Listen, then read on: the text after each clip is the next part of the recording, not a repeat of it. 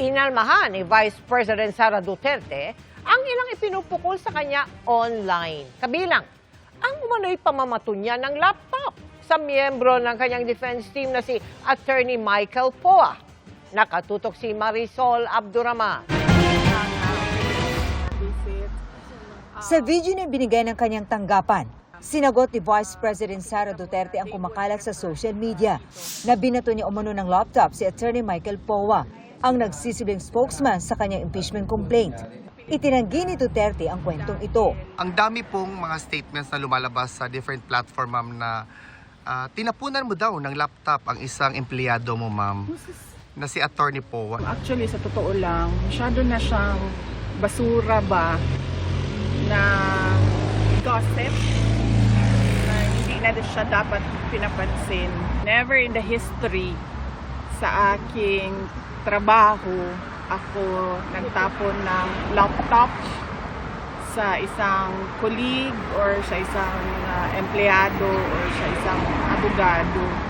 Pangalawa, hindi ako gumagamit ng laptop kasi hindi ako marunong gumamit ng computer.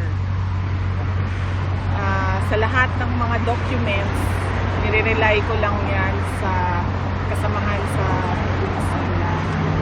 Sunod ay yung laptop ko, personal ko siya na laptop, binili ko siya, mahal siya, and hindi ko siya itatapon basta-basta, personal ko yun. Pag nasira yun, ako din yung gagasa sa bibili ng...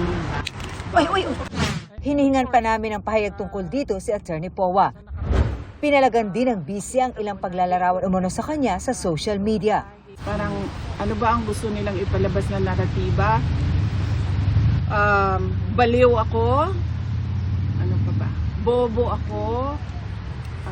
Pro-China ako? Incompetent? Malabas din yan sa kanila.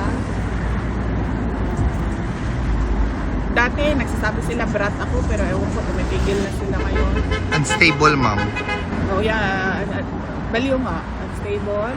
So yun yung sinasabi ko. Basura na siya pero syempre dahil nako-consume siya sa social media para paboran yung narrative na gusto ng kalaban. Ayun pala, corrupt, magnanakaw. Sa tinukoy niyang paninira umano at ang pinagdaraanan ngayong impeachment complaint, sabi ng bise. Alam niyo naman na hindi ko gusto maging president. Kaya nga ako hindi tumakbo ng 2022. So para sa akin, kung manatili ako vice president, well and good. Mas marami pa akong matutulungan through the office of the vice president. Kung hindi man din ako maging vice president, okay lang din sa akin. So, yung makakatulong pa rin ako sa mga tao sa ibang capacity na, sa ibang pamamaraan. Pero ang tanong niya, tungkol saan ba ang impeachment? Is this accountability or is this about removing a person who doesn't agree with the administration? Marisol Abduraman, nakatuto, 24 oras. Itinanggi rin ni Attorney Michael Poa ang aligasyong binato siya ng laptop ni Vice President Sara Duterte. Ito raw ay fake news at completely false.